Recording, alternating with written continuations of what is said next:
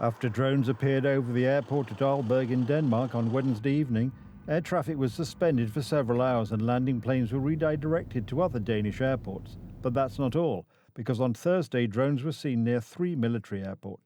Sabotage, cyber attacks and other forms of hybrid attacks have become a common feature of European reality. The goal is to test boundaries and instill fear and uncertainty among the population and decision makers. We must also conclude that the threat from hybrid attacks is persistent and growing rapidly. Earlier on Monday evening, air traffic was suspended at Copenhagen Airport. The reason was 2 or 3 large unidentified drones that flew in from different directions. The disruption affected about 100 flights. Almost at the same time, Oslo Airport was closed, also because of drones. We're neither confirming nor excluding that the two are connected.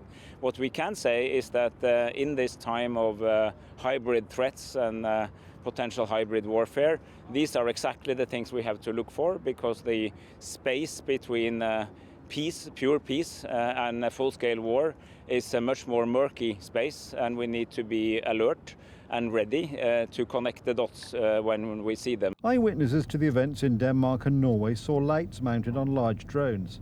It is possible that they could have taken off from ships passing nearby. What is certain is that striking NATO infrastructure works to Russia's advantage.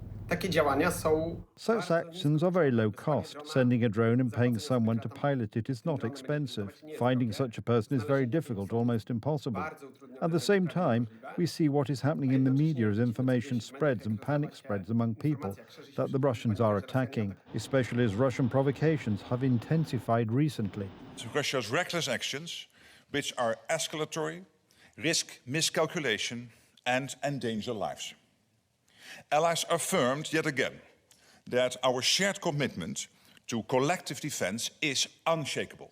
The goal is to intimidate Western countries, which, as the drone attacks have shown, are quite helpless because they are not prepared for this type of drone offensive.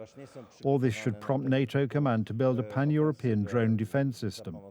A few days ago, Russian MiGs spent 12 minutes in Estonian airspace, performing provocative flights right next to a Polish drilling platform in the Baltic Sea.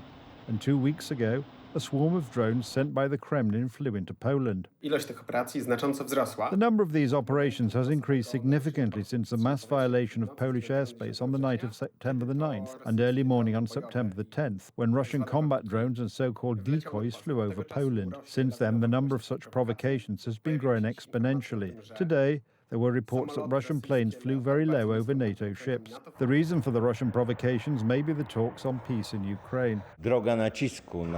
A way of pressuring European countries to limit their support for Ukraine at a time when another round of talks on finding peaceful solutions in Ukraine is likely to take place. We asked about the reason for the Russian provocations in the Polish Sejm. Poland should, above all, arm itself in order to respond effectively to possible provocations to shoot down drones and various types of Russian aircraft that will cross or enter our airspace. Russia must know that any such attempt at provocation will not go unanswered, that there will be a strong response from member states. I think there is complete agreement among NATO countries on this. If this were not the case, in my opinion, these provocations would simply intensify with each passing moment and probably take on a different character. We must all gain experience and skills in how to behave in such a situation, especially with regard to disinformation, and speak with one voice when it comes to international politics. Terrorism always seeks to instill fear and paralyze the actions of democratic governments in order to achieve some effect. And here, we certainly cannot prohibit the movement of ships. We will not do that. However, counterintelligence and operational activities are undoubtedly very important in order to prevent this. If an unmanned aircraft violates our airspace, this is something that should not happen, and if such an aircraft poses a threat to the population, it should simply be destroyed. The recent violation of Polish airspace by Russian drones was the first situation in which aerial targets were shot down over our country. Unfortunately, this was not done using an anti-drone system, but with missiles fired by fighter jets. Trzeba przede wszystkim wzmacniać polskie wojsko. First and foremost, we need to strengthen the Polish army, so we need to increase its numbers and equip it with modern weapons, including anti-drone systems. After all, such systems are already in use by the Polish army, but their modernization has been halted by the current leadership of the Ministry of National Defense. Więc tak długo, jak rząd będzie uprawiał... As long as the government continues to engage in PR alone on issues related to security and the development of the Polish army, we will remain virtually defenseless against Russian aggression. Questions about our anti-drone system intensified after a swarm of Russian drones raided Poland 2 weeks ago, showing that the current government has failed to secure Poland. The software in drones used on the Ukrainian front changes from day to day, and the mechanical parts change once a week, once every 2 weeks, or once a month.